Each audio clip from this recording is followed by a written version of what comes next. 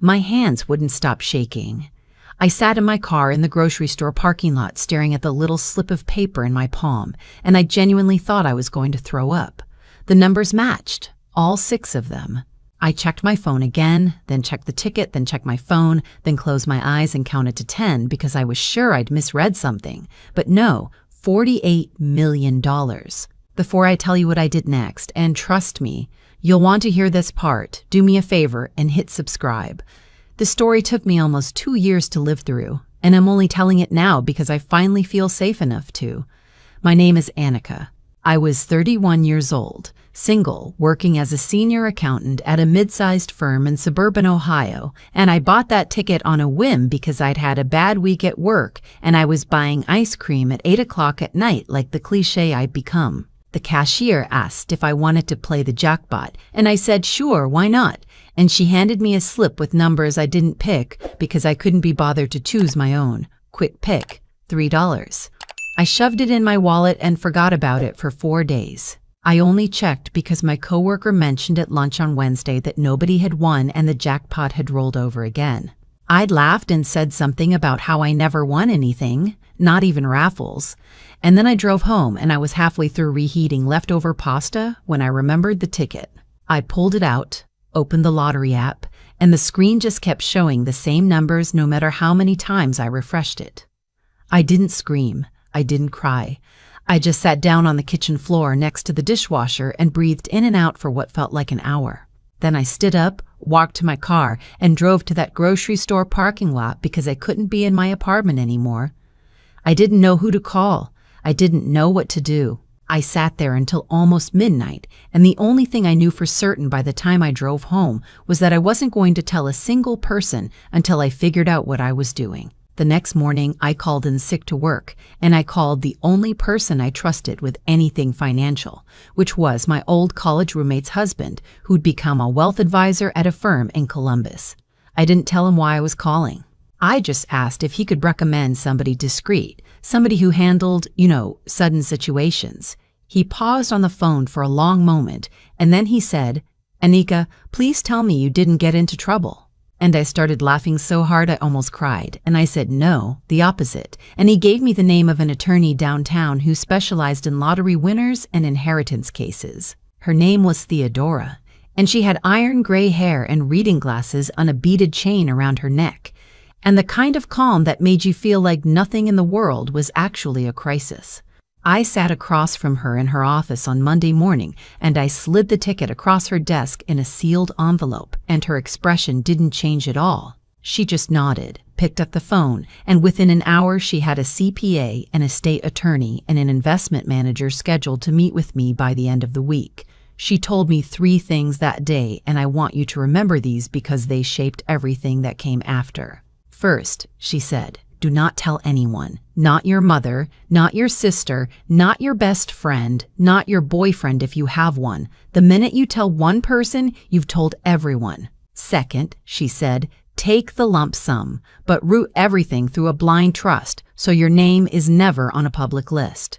And third, she said, the people closest to you are about to surprise you and not always in the way you'd hope. Take a year, watch, listen, decide. I thought she was being dramatic. I really did. I had a family, sure, and we weren't perfect, but we loved each other. My mother lived 2 hours away in the same little town I grew up in, and she called me every Sunday. My older sister Brielle was busy with her 3 kids, but we texted constantly. My younger brother Corbin had just moved to Denver for a tech job. My dad had passed when I was 19, but my mom had remarried a man named Garrett who I'd come to like, even if we weren't close. And then there was my Aunt Pernille, my mom's older sister, who practically raised me during the years after my dad died, when my mom was barely functional. Aunt Pernille lived in a small house outside Akron and worked at a public library and drove a 2003 Subaru that sounded like a coffee grinder when she started it up. That was my circle. That was who I had. And when Theodora told me to watch them, I genuinely thought, well, this'll be the easiest test in the world because I already knew who they were. 3 months after the win, after everything was set up and the money was safely tucked away in places I could barely pronounce, I started what I started thinking of as the experiment. I didn't plan it the way it sounds when I describe it now. It happened in pieces. The first piece happened by accident. I was at my mother's house for Easter, and we were doing dishes after dinner, and I mentioned offhand that work had been stressful. I didn't say anything specific. I just said I was worried about layoffs, that some senior people had been let go, and that I might need to tighten my belt. My mother's face went tight, and she said, "Well, you know your stepfather and I just put a deposit down on the cruise, so we're a little stretched, but I'm sure you'll figure something out. You always do." And then she handed me a casserole dish to dry and changed the subject to her neighbor's daughter's wedding. I dried that dish for a long time. I think I dried it for about 2 minutes after it was already dry. I just stood there with the towel in my hand, replaying what she'd just said. I hadn't asked her for anything. I'd just mentioned worry. And her first reflex was to tell me she couldn't help me before I'd even asked. That night driving home, I felt something cold settle in my chest. And I thought about what Theodora had said. The people closest to you. Take a year. Watch. So I did. 2 weeks later, I texted my sister Brielle. I told her my car had broken down, which was true. The timing belt actually had gone, and I was looking at a pretty big repair bill, and I asked if I could borrow $2,000 until my next paycheck. I told her I'd pay her back with interest. She wrote back almost immediately, and I felt this rush of relief because of course Brielle would help me. Brielle was my sister. Her message said, "Oh no, that's awful. Things are tight here too, with the kids' soccer and Maddox's braces. Have you tried CarMax for a cheap replacement? They have payment plans. Love you. Hang in there." I read it 3 times. Then I put my phone face down on the counter and walked away. I want you to understand something. Brielle and her husband had just bought a 4,000 square foot house in a development called Whisper Creek the year before. They posted pictures on Facebook of their new in-ground pool. I had personally sent her $300 when she'd needed help with their daughter's birthday party 2 years earlier, and she'd never paid me back. And I'd never once asked. That message wasn't a no. It was a no plus a suggestion that I take on debt instead of inconveniencing her. I called Corbin next, my little brother, the one I used to read bedtime stories to when our dad was sick. I asked if he could float me $1,200 for a few months. I told him I'd had some unexpected medical stuff come up, which was a lie I felt bad about until I remembered why I was lying. Corbin called me back instead of texting, which I appreciated, and he told me, "Annika, I love you, but I'm in this weird spot right now where I just got the new job and I'm kind of overextended on the move and the security deposit and everything. Have you thought about like a credit union loan? Or maybe Mom could help? You should ask Mom." You should ask Mom. The mom who'd already told me she was stretched. He didn't know that, of course, but I noticed he didn't offer to call her himself. He didn't offer anything at all except advice on how to find money that wasn't his. I want to be fair here. Corbin had just moved. He probably was tight. Maybe $1,200 was actually a stretch for him. I'd have understood that if he'd led with it. But there was a tone in his voice, this very gentle, very practiced redirect, that told me he'd already decided I wasn't his problem. He'd decided it before I finished asking. The thing is, I'd lent Corbin $3,000 2 years earlier when he was getting his master's degree. He paid me back $600 of it before he'd stopped mentioning it, and I'd never brought it up because I didn't want him to feel bad. I was still owed $2,400 by him at that very moment, and he was telling me to ask our mother for a loan. I didn't say any of that on the phone. I said, "You're right, that makes sense, thanks anyway." And I hung up, and I poured myself a glass of wine, and I sat on my balcony for 2 hours, staring at nothing. I tested my mother next, even though I already knew. I called her on a Tuesday night, and I told her, "Mom, I think I might actually lose my job. There's a restructuring happening, and my position is on the list. I might need help with rent for a month or 2 until I find something else." She was quiet for a long time, long enough that I thought the call had dropped. Then she said, "Oh, sweetheart, that's so scary. Have you been saving? You should always have 6 months of expenses saved, you know. That's what Suze Horman says." And then she said, "Garrett and I would love to help, but the cruise is non-refundable, and we already paid the deposit on the timeshare for July, but you'll land on your feet. You always do." I'd heard that phrase twice now in 2 months. You'll land on your feet. You always do. and I realized it wasn't a compliment. It was a permission slip, a way of saying your competence absolves me of responsibility for you.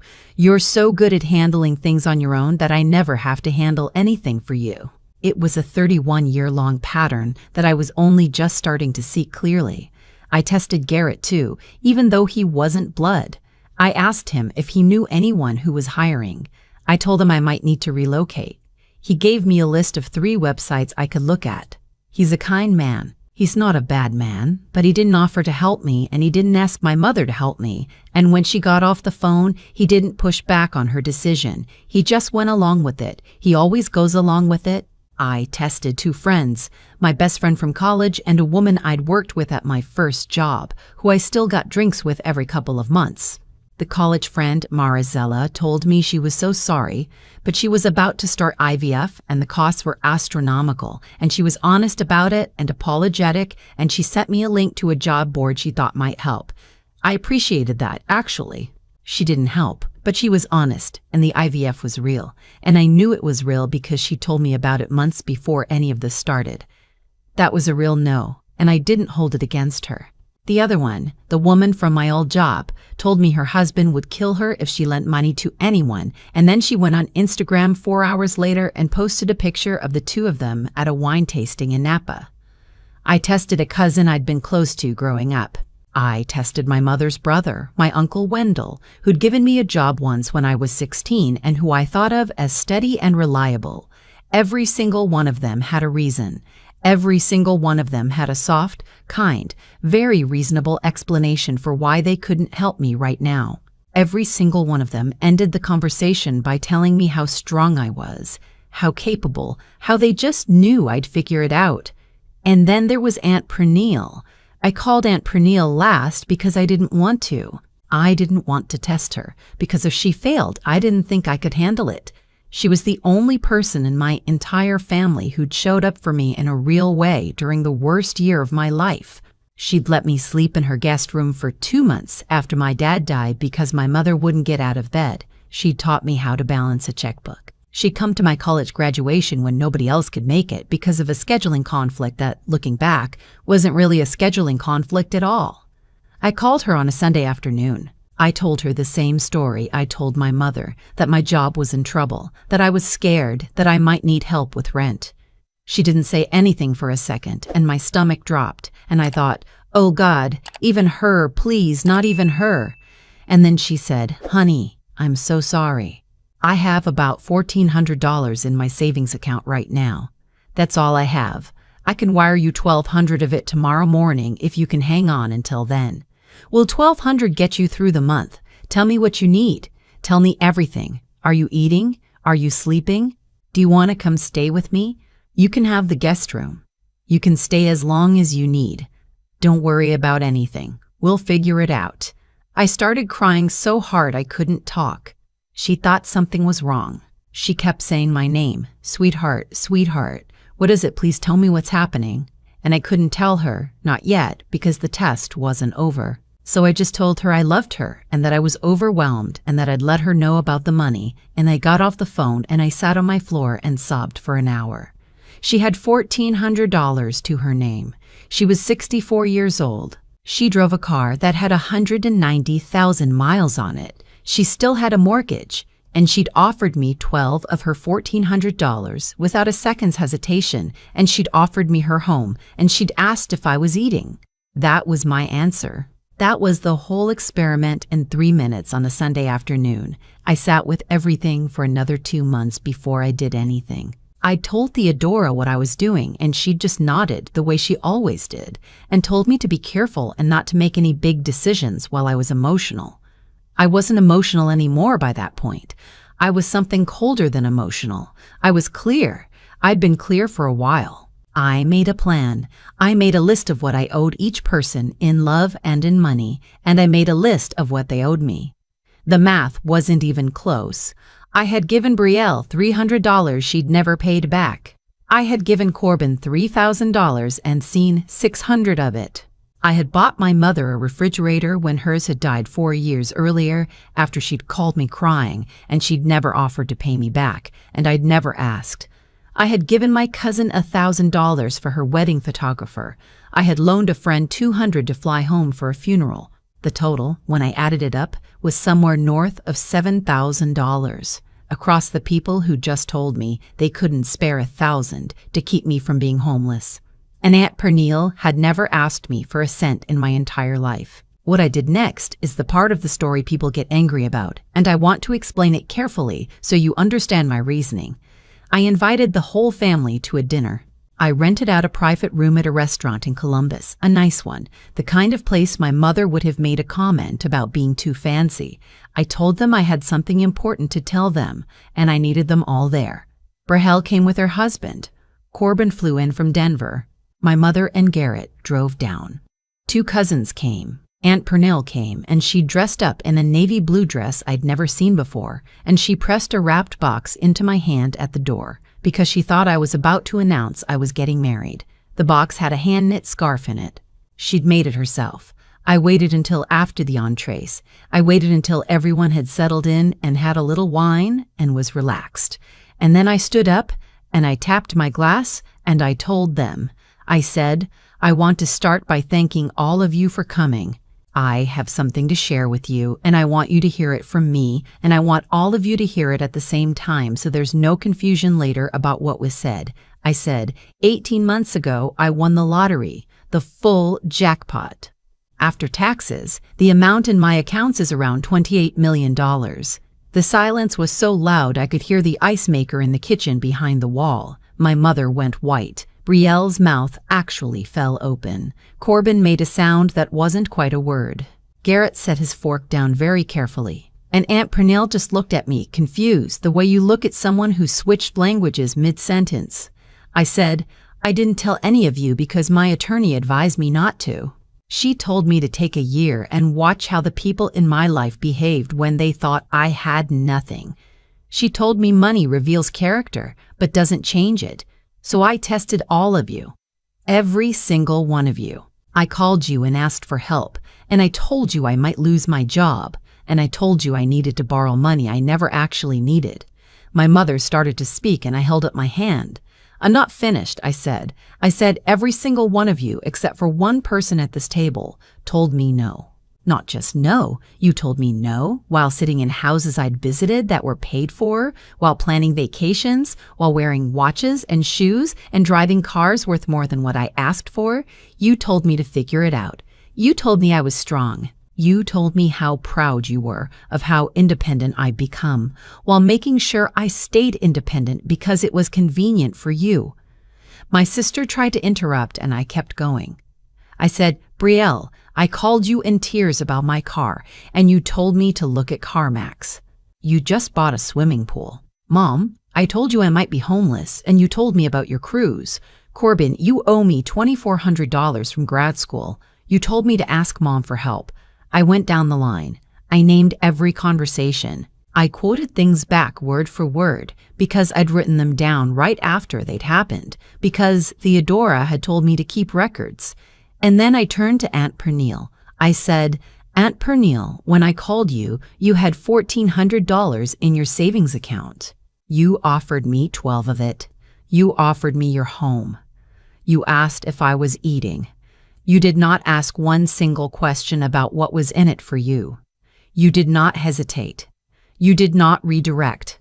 You loved me out loud, the way you've loved me out loud, the way you've loved me out loud since I was 9 years old.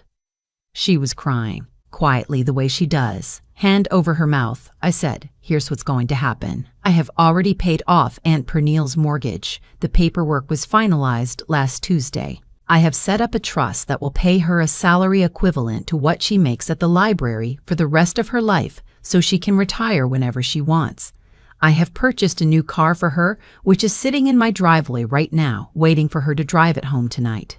I have set aside funds for her medical care, her travel, anything she wants. She didn't ask me for any of this. She doesn't know about any of this. She's finding out right now with you.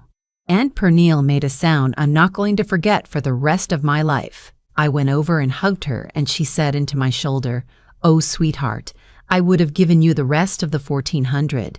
I would have, you know I would have, And I told her I knew. I knew. That's why. Then I sat back down and I looked at the rest of them. I said, the rest of you are going to receive nothing. Not now, not ever.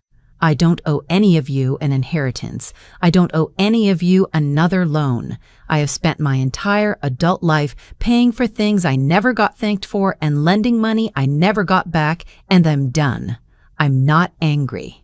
I'm not asking for apologies. I'm just telling you that the relationship we had was a one-way relationship, and now it's over. You can still be in my life. You can call me. We can have holidays. But there will be no money. There will never be money. And if any of you reach out to ask for help with anything financial after tonight, you will be politely informed by my attorney's office that I am not available. My mother started crying then, the kind of crying that's mostly performance, and she said, Anika, how could you? We're family. Family doesn't do this to each other. And I looked at her and I said, Mom, I agree. Family doesn't do this. So you have to ask yourself which one of us did it first. Corbin tried to argue. He told me I'd manipulated them, that the test wasn't fair, that he would have helped if he'd known the truth. And I said, Corbin, the whole point of help is that you don't know whether the person can pay you back. The whole point is that you do it anyway. If you'd only have helped me because I was rich, then you weren't helping me. You were investing in me. There's a difference. Brielle just sat there. She didn't say anything at all. I think part of her, the part that used to be the older sister who held my hand crossing the street when I was 4, knew exactly what had happened. I left the restaurant before dessert. Aunt Pernille came with me. She drove her new car home that night, a little Honda CR-V in dark blue, and she cried half the way back to Akron, and she kept reaching over and touching my arm like she was checking I was real. The aftermath was ugly for a few weeks. My mother called constantly. She left voicemails that ranged from heartbroken to furious to passive-aggressive Bible verses. Brielle sent a long email about how I'd embarrassed the family. Corbin wrote a very calm, very strategic message about how he'd been thinking about it and he really did want to repair things. And by the way, he was working on a startup idea and would love to talk to me about possibly investing. I read that one twice and laughed out loud. I didn't respond to any of them for 2 months. Dora helped me set up a system where any messages about money would go to her office and be politely declined. I changed my phone number. I told them all the new one. I told them they could text me about non-financial things and I would respond when I had the time and energy. Most of them eventually went quiet. My mother still calls on Sundays. We talk about her garden. We don't talk about the dinner. I think she's hoping if she waits long enough I'll forget, or change my mind, or feel guilty enough to give her something. I won't. Brielle and I are not in contact at all. She told one of our cousins that I'd ruined the family, and the cousin told another cousin, and it got back to me and I just shrugged. Family wasn't ruined. Family was clarified. Corbin tried again about a year later with a different startup pitch. I didn't respond. He sent a Christmas card last year addressed to me and Aunt Pernille with a photo of him and his fiancée. I didn't send one back. Aunt Pernille retired 6 months after that dinner. She didn't quit immediately because she said she needed to use up her vacation days first, and she wanted to train her replacement properly, which is exactly the kind of person she is. She moved into a small house on a lake in northern Michigan that I helped her find. Her grandniece, my cousin's daughter, comes to visit her every summer. I drive up almost every weekend. I bought myself a small house. I didn't go big. I didn't want to. I drive a 4-year-old Subaru. I still work, actually, just a different job, one I like. I do part-time consulting and I volunteer with the financial literacy program at a community center, where they teach single mothers how to manage money, because I keep thinking about how much my mom needed something like that and never had it, and how different things might have been if she had. The money is mostly invested. It's growing. I'll probably never spend most of it. I've started a foundation in my dad's name that funds scholarships for kids who lost a parent young. That feels right. He would have liked that. People ask me sometimes, when this comes up, whether I regret the test, whether I think I was too harsh, whether I think I should have just told everyone the truth and seen what happened. Here's what I tell them. The test didn't make my family who they were. I just held up a mirror. They could have looked into it and seen something they didn't like and changed. Instead, they looked into it, decided I was the one being unfair, and demanded I lower the mirror. The test wasn't cruel. The cruelty was already there. I just refused to keep paying for it. Aunt Pernille turned 66 last month. We had a little party at her lake house. Just her, me, two of her old friends from the library, and a neighbor she's gotten close to. I made her a cake. Lemon with raspberry filling because that's her favorite. She blew out the candles and she looked at me across the table and she said, "Sweetheart, I want you to know something. I would have done it without the money. Whatever you needed, I always would have." I told her I knew. That's why she got everything. If you've ever wondered who would show up for you if you had nothing, ask yourself this. Have they shown up for you so far? Have they paid you back? Have they noticed when you were struggling without you having to announce it? The people who love you don't need a test. They pass it every day, in small ways, without knowing it's a test, because to them, it isn't one. It's just love.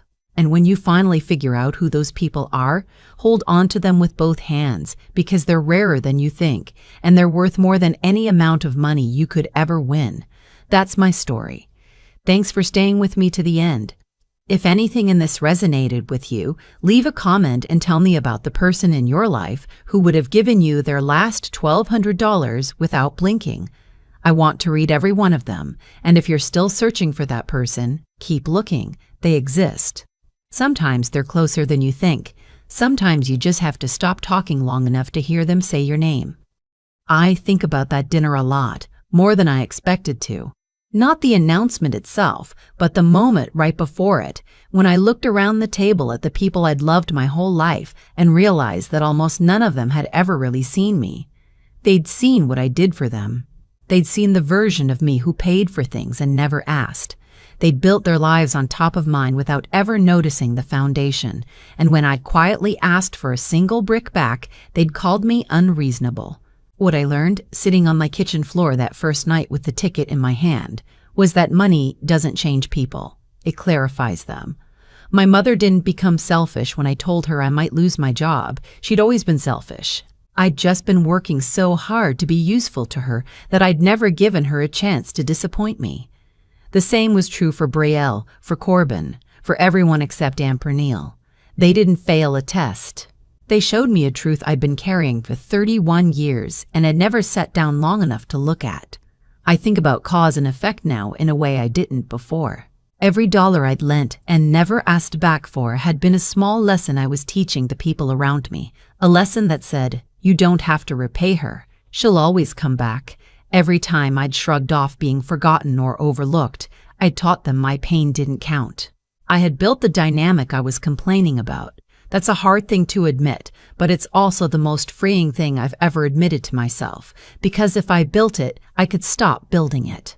I want to tell you, especially if you're reading this and you recognize yourself in any part of what I described, that you don't need $48 million to do what I did. You don't need a windfall or a dinner or a dramatic announcement. You just need to start noticing. Notice who calls when nothing is wrong. Notice who pays back the small things. Notice who asks if you're eating. The information has been there the whole time.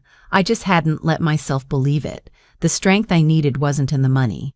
The money made the test convenient, that's all. The real strength was in finally being willing to lose people I'd already lost, but had been pretending I still had. That kind of honesty isn't cruelty. It's a basic respect for them and for yourself.